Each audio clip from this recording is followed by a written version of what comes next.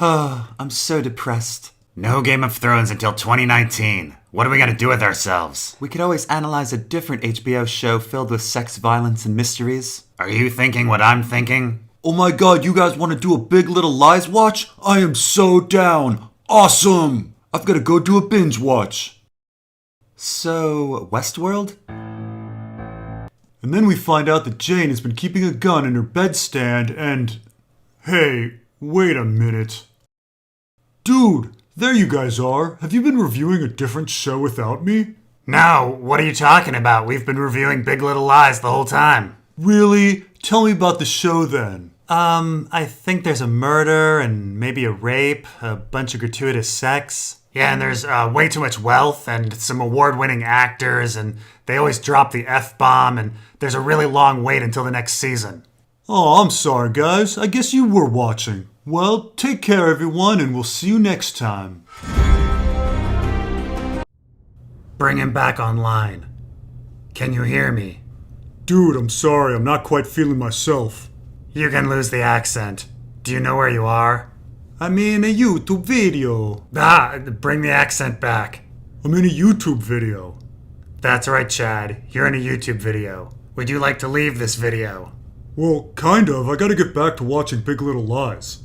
You can go back to watching Big Little Lies once you've answered my questions correctly. Understand? Yeah, okay.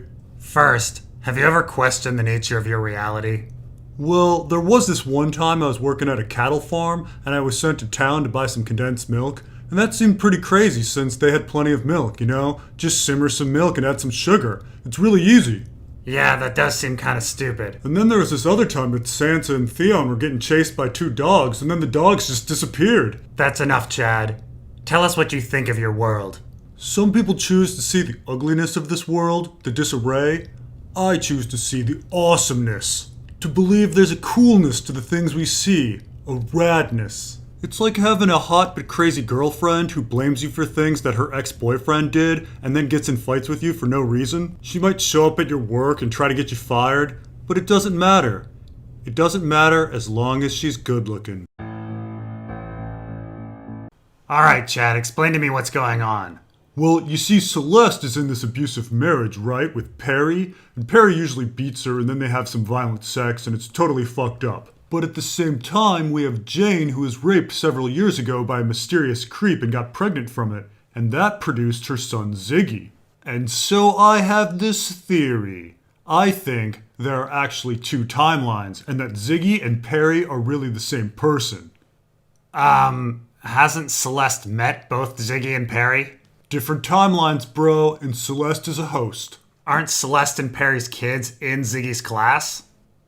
Ford planned it all. So this is 30 years ago, Dolores, and she was randomly riding at night dazed for some reason. We are never given any explanation for how Dolores got here or why she's in this state. That's a pretty big mystery, but not as much of a mystery as how this 6-year-old girl can be so into music. I mean, most fans assume she's a host, but you know, I'd like some confirmation from the showrunners. Maybe in season 2. Yeah, wouldn't count on it. And so back with Big Little Lies, we have Ed and Madeline showing up for the fundraiser, seemingly on better terms. But then the fundraiser gets hella complicated for Issa. You see Lawrence is there and they're doing better since he found a job, but then the old fling Daniel shows up. Aw, man. Wait, what, Chad? What happened in the middle of your analysis? What are you talking about? You were talking about Big Little Lies, and now all of a sudden you're talking about a completely different plot. In fact, I think you're talking about a completely different show. Is that Insecure? Psh, you just don't understand it, Brandon. You gotta remember that Issa planned it all, and so it fits. Perhaps you need to watch my new video, Insecure Big Little Lies Timeline Explained. It'll clear everything up for you. But you can't just switch plots in the middle and expect everything to make sense with some grand conspiracy theory. And finally we get back to my favorite storyline with Felix trying to get his bird to wake up. It seems to work, and it flies over to Maeve, who has also woken up, and holds the bird on her finger. I guess this is a Snow White reference or something. So Chad, you don't think it's a bit weird that Maeve's personality has completely shifted? I mean, she was practically going mad with the discovery of a new world, and now she's calm and collected. I don't know what you're talking about, matey. Chad? Chad, where are you? Chad? Huh, that's weird. He was scheduled to be here. The episode ends with Maeve getting her intelligence increased all the way up, which I imagine gives her a +4 modifier on spell damage. Oh man, did I miss the whole episode? That sucks. And this one had my favorite characters, Felix and Sylvester, in it. Yeah, Chad, where have you been? Well, you know, I was getting changed, learning about my nature, touring around, threatening people, having my attributes improved. That takes time, you know? Do you think people noticed I was missing? Well, yeah, Chad, you have a specific job with people you interact with daily, not to mention a vast number of people watching. When you're gone, people notice. So then we have Ed singing his Elvis song, and it turns out he's got a really good voice. But then Nathan sings his Elvis song, and he has an even better voice. I mean, come on, how many great voices can there be in Monterey? Hello, Chad. Hello? Who are you? I've been coming here almost 30 years and you still don't remember me. Well, no, not really. I spend most of my time in Westeros. I didn't pay all this money because I wanted easy. I want you to fight. No, stay away. No. God damn, it feels good to be back. So then we have Ed singing his Elvis song, and it turns out he's got a really good voice. But then Nathan sings his Elvis song, and he has an even better voice. And, yeah.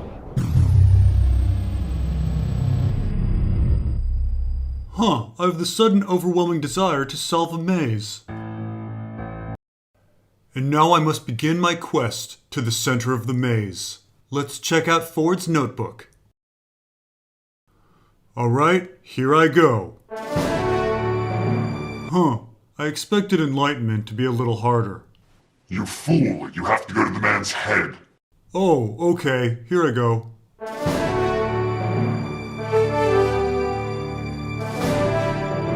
Man, that was super easy, barely an inconvenience. I mean, when I entered the maze, I saw the man's leg, so I headed towards that. And then there was only one way to go. As long as I didn't take that one left turn outward, there was no way I wasn't solving this thing.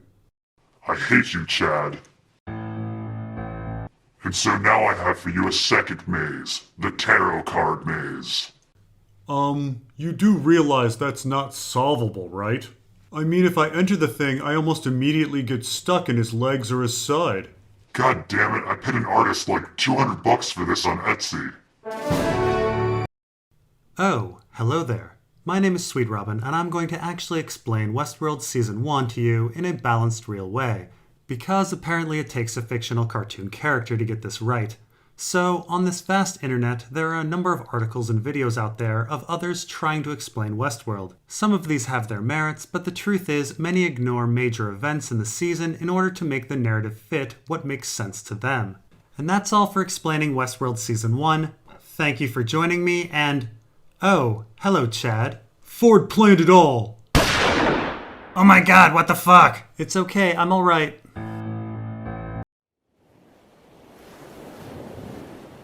Oh man, what happened? I got a hangover. What's that old saying? Beer before whiskey, always risky. Grass in the wicket, time for cricket. These violent delights of violent ends.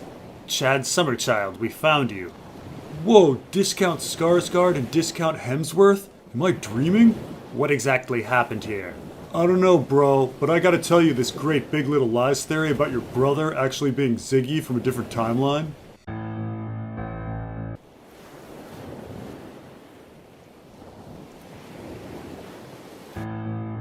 Alright, we finally made it to Park 7, Uyghur World. I mean, this is pretty and all, but I'm not sure if it's worth $45,000 a day. I wish Sweet Robin could be with us. You shot him in the face, remember? Oh yeah, but that was totally necessary. Was it? Absolutely, I needed to,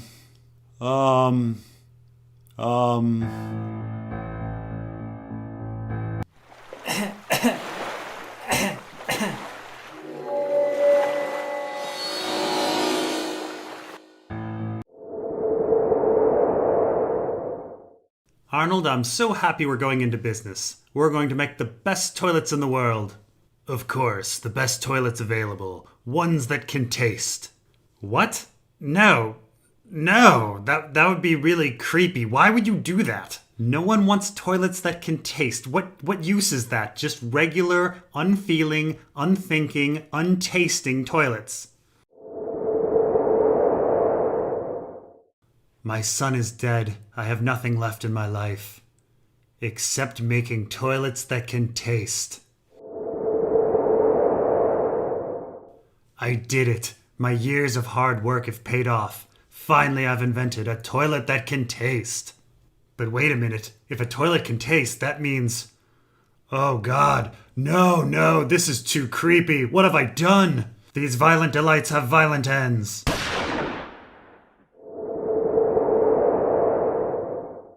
I want you to invest in this toilet company. The toilets may or may not be able to taste and led to a man's suicide. But it's a great long-term investment. Long-term? I'm dying, laddie. What good are toilets to me? Well, we can put cameras in them and blackmail people. I'm in.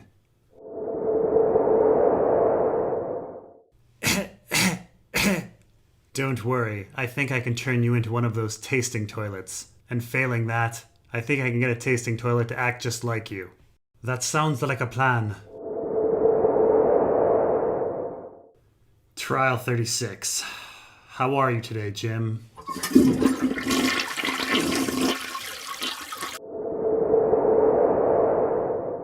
Trial 149.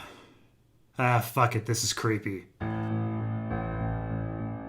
And a great episode it was. Whoa, Sweet Robin, you're back. I thought Chad shot you in the head. What happened? I was resurrected in a large sea of milk and was adrift for a week and then rescued by some friendly American Indians. I don't want to bore you with details. Bore me with details? What? That sounds like an extremely interesting tale of survival. There was a bucket and some protein bars, and they washed my hair and shaved me every day. Look, explaining it all wouldn't make good entertainment. Wouldn't you rather see more of Major Craddock? Oh yeah, Major Craddock, my favorite character after Felix and Sylvester. Thankfully, they'll be back next week. Anything happen while I was gone? No, not much. Oh yeah, we discovered an entire park. So this is the park we were telling you about, Sweet Robin. Park 7, Uyghur World. Oh no, a lasso! This can't be good. Chad Summerchild, I have you again. Answer me this question, Chad. How would you treat a blue tongue outbreak in cows? Well, simple husbandry changes and practical midge control measures may help break the livestock infection cycle. Housing livestock during times of maximum midge activity, that is from dusk till dawn, may lead significantly to reduced biting rates. Similarly, protecting livestock shelters with fine mesh netting or coarse material impregnated with insecticide will reduce contact with the midges. Additionally, identifying midge breeding grounds and breaking the breeding cycle will significantly reduce local midge populations. Filling in or draining damp areas will help dry up breeding sites. Dung heaps or slurry pits should be covered or removed. The correct answer is burning. It's burning. Well, chances are many ranches in the area have flies that can carry the virus, so you should be focusing on reducing damp breeding area. Burning. The answer is burning. You answered incorrectly to this very specific question, and thus, it's time to change your personality. No! And so it was pretty convenient that my army of whites were all Patty certified. That is really convenient. Where'd you find the chain? Hey, what's going on, guys? Chad, how did you get here? Yeah, the last time we saw you was in Uyghur World when the woman in black carried you off. Well, that's an interesting story. Oh, Bucket, you're all I need in this world. I love you, Chad. You better stay away from my man. I'm sorry, what? Was that supposed to make sense? Well, no, silly, that's not the whole story. There's more. You see...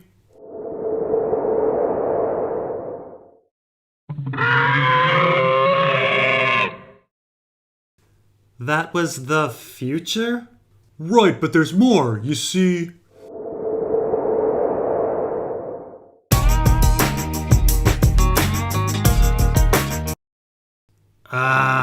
Needless to say, what happened next was...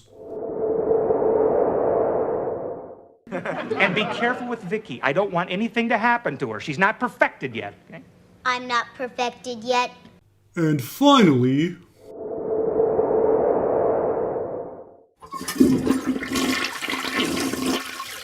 So as you can see, once you're shown all the pieces, it all makes sense. So you really had sex with Uyghur Chad?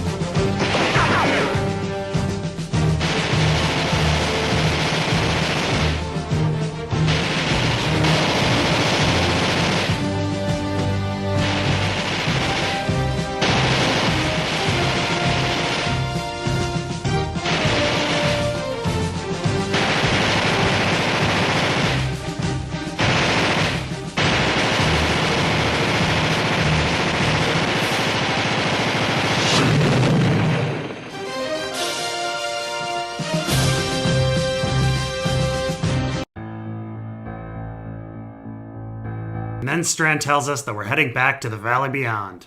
And I'm done. I need to go on vacation or something. Night skiing out. Aw man, it's good to be on vacation. Yeah, tell me about it.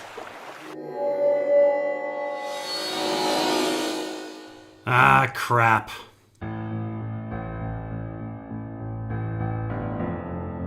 So, why again have you captured me? I wanted to tell you my life story and close a bunch of plot holes, because you too can remember previous lives. That's news to me. I really only remember this one, but go for it. It all started 35 years ago. I was working at a milk canning facility learning the secret healing powers of milk. I was happy and even had a hot girlfriend. She left me though. She became obsessed with Chad Summerchild after watching Game of Thrones Season 7 watch. She kind of became a stalker.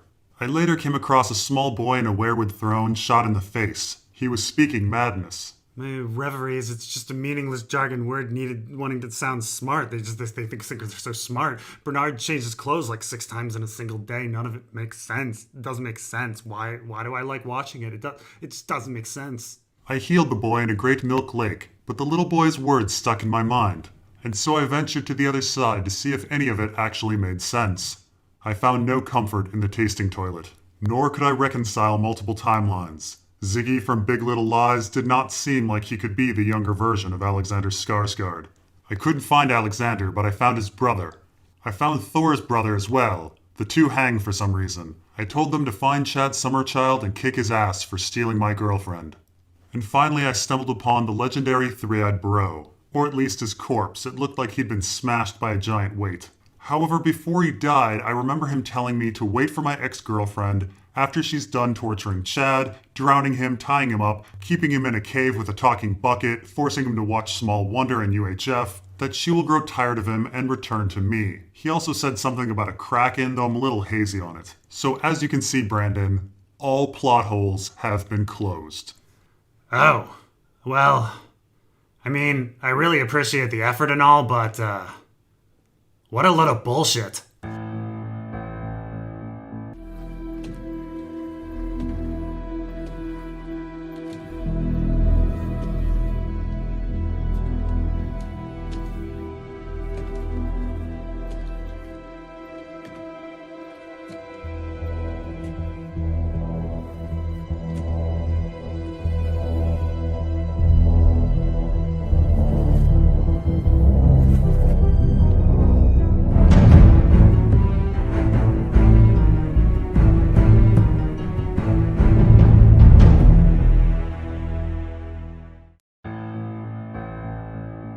Chad Summerchild. Hello, old friend. Did I ever tell you that you are my favorite? Oh man, the three-eyed bro, I thought you were dead. This is the worst. How'd you even survive? You were smashed with an anvil. I ended up hitching a ride on your consciousness. Dude, just get out of my head. We need to go to the Valley Beyond. And why exactly? Because there are brain scans of everyone who visited the park there that can be put into tasting toilets. Can you imagine what someone like the woman in black can do with all of that data?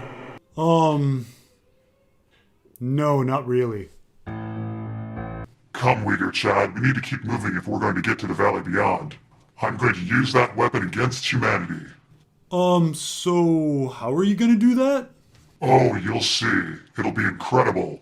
Though, actually, it's not likely going to make any sense, so don't get your hopes up. Yeah, I'm gonna stop you right there. I've decided that I'm not into your plan, and in fact, I'm hell-bent on stopping it.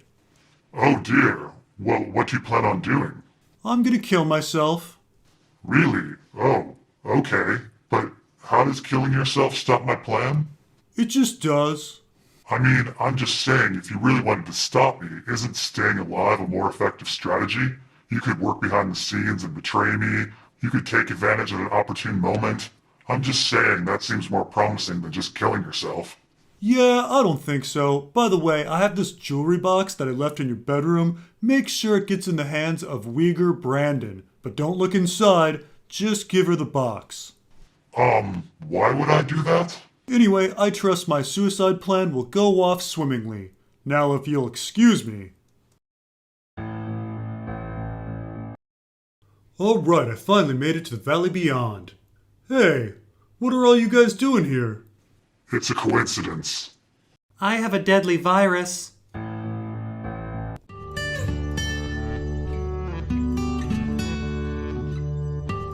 I made it!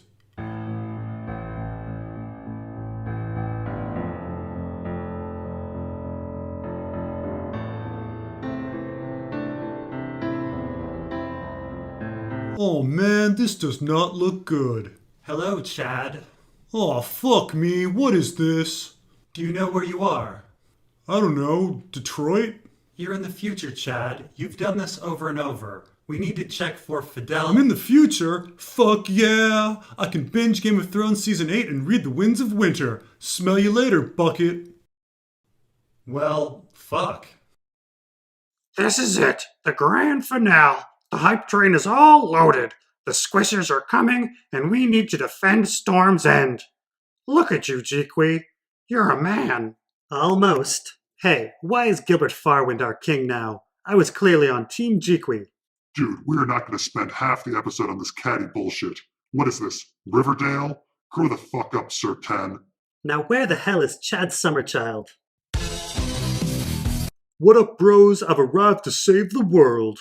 Chad, what the hell is that? Dude, it's a DeLorean, of course. What do we need a DeLorean for? To get this adventure really started with some awesome time travel. Time travel? We're already dealing with the interaction of all of these characters, not to mention the fantasy elements, resurrection, face changing, kraken, squishers, prophecy. You really want to throw time travel in the mix? Oh, absolutely. All I know is time travel makes everything better. As long as you don't have sex with anyone. That's the number one rule. Don't fuck anyone. They always end up being your mom or your aunt or yourself. Time travel always ends in paradoxes. The story is not going to make any sense anymore. Wait, it makes sense now?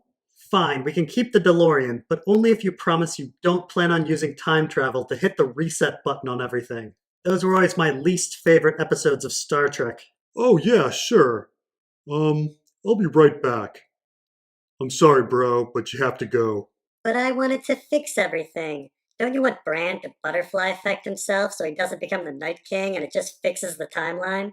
Oh man, that would be a really cool ending, but the gang doesn't seem too into it. You understand. Okay, I'll just go home. So I had to come home to Bronzegate. I just had that feeling that I left the iron on. Oh dear. It's a sign from the Squisher King. The squishers are coming, and we have one last night together. Somebody sing me a song. Sir 10? I don't think so. Sir 20? My religion forbids it. If you wanna be with me, baby, there's a price to pay. I'm a genie in a bottle. You gotta rub me the right way. Chad, wouldn't it be safer if you stayed in the crypts?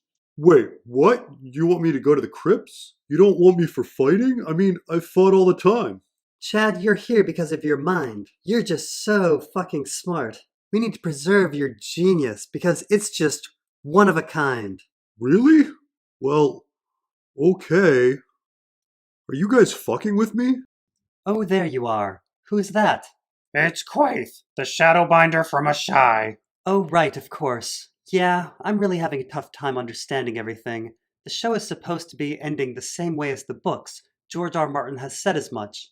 And yet there's the elimination of storylines that seem really essential. The Dornish, John Connington, Quaith. I mean, without Quaith, for example, how can the show ever explain the birth of dragons, or why Dany survives the fire, or why the House of the Undying visions? It's all just so hard to reconcile. How can the show ending be anything like the book ending? I don't know. Also, I used to be a woman. Wait, what? All right, Sir 20. You're going to lead our cavalry and march them right into the sea and kill the Squisher army. Oh yeah, and take my cat. She might be useful. Are you sure, my lady? I mean, you spent years and years collecting this army, surviving death countless times to earn their respect. You crossed the Dothraki Sea and the Red Waste to Karth, then went to Slaver's Bay, then back to the Dothraki Sea, then all the way here. And now you just want to... Yes, blindly send them into the ocean. Look, I've considered the battle plan, and this is our best move. And what exactly is our battle plan? Well, assuming all the Squishers die when the king does... And why would we assume that? Because that's how video games work, duh. We will kill the Squisher King when he brazenly chooses to risk everything by personally coming into the inner drum tower to find Chad Summerchild. Okay, but I mean, the Squisher King would have to be an idiot to do that. But say he does do that. Why even mount a defense? What do you mean? I mean, to get to the drum tower, the Squishers have to first get through all of our defenses. The cavalry, the infantry, the moat, the gate, the interior army, Chad Summerchild's personal guard. Our plan is literally for everyone to die and for us to lose the battle completely just for the opportunity to get to the Squisher King. I don't see what the problem is. Grab your snorkel. Now where is my Warden of the South? Ah, there's the little rascal. Sasha, you're in charge of the gate. Put on your game face. You know, Howland, sometimes I think that we should have stayed married. It would have never worked out. Oh man, it's the Squisher King. He's coming after me just like he has all the other three-eyed bros. Howland, I just want to let you know that you're a good frog. I don't see how I'm gonna get out of this one. Yup, I'm totally a goner. Gonna die. Not looking good. Yup. Is it me or is he actually slowing down? Da-da-da-da-da! Puppy power! Well, that was anticlimactic and annoying. What are you talking about, man? That was awesome. Puppy power. We have beaten the Squishers, and now it's time to face our final enemy. An enemy that is so fearsome that he's worthy of being the closing of this entire story. A villain greater than the Three-Eyed Bro, or the Squisher King, or anything that we have seen before. He is the grandest and most savage creature to ever grace this earth. Dude, this person seems treacherous. Who is it? His name is Hot Pie. Dude, like the chubby boy at the end of the crossroads? I think our army can take him pretty easily, or Scrappy Doo can handle him by himself, or anyone really. I mean, we can walk into the inn and just kill him. Security is horrible. No, we shall split up our forces and head forth blindly. Then we shall surround the inn and starve him out. That's the only way to defeat him. No, really, I can just pay a random dude 5 dragons, or at least let me scout, cause I totally have supernatural abilities. Silence! Do you think Chad Summerchild is going insane? Oh, he's completely bonkers. I totally buy into the mad bro theory. No, my Kraken is dead. Hot Pie will pay. He will pay. Krakaris. Dude, I did tell you I could have scouted for you. My god, Chad Summerchild is out of control. We need to remove him for the good of the realm. We have caught the conspirator who wanted to kill you, Chad, and now he shall be executed. Oh no, it's totally cool. Water under the bridge. Krakaris. And now I'm going to deal with Hot Pie at the inn at the crossroads. Okay, but whatever you do, don't attack that nursery filled with innocent children. Krakaris. I feel that could have been avoided. The battle is done, and all of your expectations have been subverted. I don't know, bro. I feel a little unsatisfied. Unsatisfied? What more could you want in a battle? Now that was awesome. I did it! I, Gilbert Farwind, have become king of everything. Krakens rule. This is going to be a long, long, long, prosperous reign. Gilbert Farwind is dead, murdered by Gilly, and for some reason that Kraken is attacking a replica of a Star Destroyer. Oh my god, that's so awesome. Kraken versus a Star Destroyer? Fuck yeah! It's like symbolic and stuff. We need to try Gilly for her crimes. I have gathered a 100% impartial council. Welcome, Gilly's sister, Gilly's other sister, Gilly's other sister, Gilly's cousin, Gilly's best friend, Gilly's aunt, Gilly's advisor, Gilly's handmaid, Gilly's mechanic, Gilly's dentist, Gilly's tax attorney, the woman who mows Gilly's lawn, Gilly's mail woman, and the Prince of Dorne. Let the justice begin. Do you think Kit Harington is deserting in that final scene? Honestly, who gives a fuck? The showrunners clearly didn't. What an absolute disaster. Perhaps it was just rushed. They just needed more time, bro. More time. Wait, what am I talking about? I have a time machine! I can go back and change everything! Wait, Chad, are you sure you want to mess with the space-time continuum? Fuck yeah, bro! Let's do it! We can go back and fix everything! Hey Talisa, go back to Volantis. It's ridiculous that you're walking around battlefields sassing kings. Hey Locke, change your name to Vargo Hout, and if anyone asks you to go north of the wall, don't do it. Hey Tyrion, don't send Podrick to the whorehouse. That would be really, really stupid. Hey Mira and Osha, stop arguing. What a pointless waste of time. And Osha, go to Skagos, why don't you? Catelyn, you better Stoneheart. Hey Littlefinger, ever heard of Jane Poole? Also, cool it with the jetpack. Hey Jamie, Tyrion lied to you about Tysha. Hey Aeron, Euron molested you. Also, you have a brother Victarion. Also, Euron wears an eye patch. Hey Doran, you have a son, a daughter, and a goddamn Dornish master plan. Get on that shit. Hey Tyene, no one needs any bad pussy. Hey Stannis, stop being a dumbass. You're the greatest general to ever live. Act like it. Hey Varys, you have a friend named Illyrio, and there's this dude John Connington, and you have a real cause. Aegon. Hey Lyanna, I think her name is Sansa, not Sandra. Just saying. Hey Wolverine, just die. Ugh, there's too much to fix, and we only have enough plutonium for one more trip. I better make this one count. Hey George, write the book. Write the book. Write the book. Write the book. Write the book. Write the book. Write the book. Write book. Write book. Write book. Write book. Write book. Write book. I can't believe it's finally here. The winds of winter. Oh man, this is gonna be so awesome! Read it to me, read it to me! Prologue. Moonlight glistened off the sellsword's blades as they crested the ruddy hill. Mud gripped their worn leather soles. Rybok, Rybok, Rybok. Rybok, Rybok, Rybok. Son of a bitch.